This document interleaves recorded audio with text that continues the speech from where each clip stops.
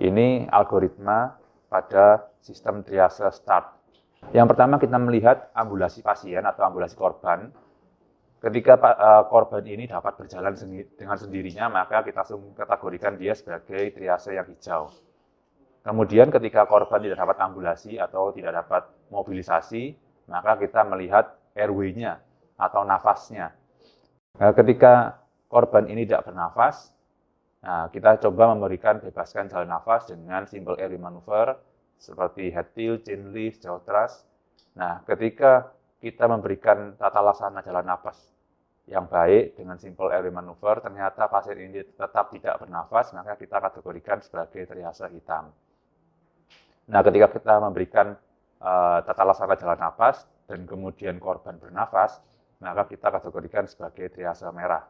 Kemudian ketika kita evaluasi nafasnya, breathing-nya, ketika kita dapatkan korban bernafas dengan kecepatan nafas atau laju nafas lebih dari 30 kali per menit, maka kita kategorikan sebagai triase yang merah. Dan ketika korban bernafas, namun frekuensi nafasnya kurang dari 30 kali per menit, kita lanjutkan dengan mengecek perfusi. Perfusi di sini kita bisa mengecek capillary refill time di ujung jari. Ketika kita ngecek perfusi sebagai tanda sirkulasi dengan CRT lebih dari 2 detik, maka kita kategorikan sebagai triase merah.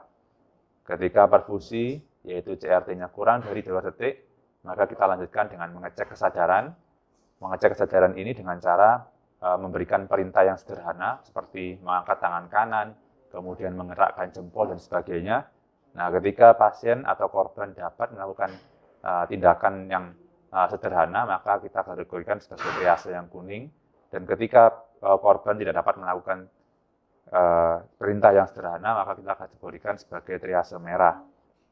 Nah, di sini kita bisa mencarikan bahwa triase merah ini terjadi pada pasien dengan gangguan airway, namun ketika kita berikan tata laksana jalan nafas, nafasnya menjadi lebih baik, atau orang dengan gangguan breathing dengan frekuensi nafas lebih dari 30 kali per menit, atau orang dengan gangguan sirkulasi dengan capillary refill time lebih dari 2 detik, atau orang dengan gangguan disability yang tidak dapat melakukan perintah sederhana. Ini merupakan triase merah. Kemudian kita lihat di sini pada triase kuning adalah korban yang bernafas, frekuensi nafasnya kurang dari 30 kali per menit, perfusinya baik, dan dapat melakukan perintah sederhana, namun tidak dapat ambulasi atau tidak dapat mobilisasi dengan sendirinya. Nah, kita kategorikan sebagai triase kuning. Kemudian, ketika korban dapat mobilisasi dengan sendirinya, maka kita kategorikan langsung dengan kategori hijau. Ketika korban tidak bernafas, meskipun kita berikan tata laksana jalan nafas, maka kita kategorikan sebagai hitam. Biasanya pada sistem triase START ini, kita memberikan warna-warna merah, kuning, hijau, dan hitam ini di tempat korban yang dapat dilihat.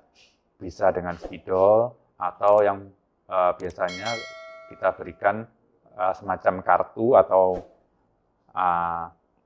kertas dengan 4 warna. 4 warna ini berurutan, ada hitam, kemudian hijau, kuning, dan merah. Nah, ketika kita tempelkan kepada pasien atau korban, kita dapat menyobek kertas itu sesuai dengan warna triase pasien tersebut.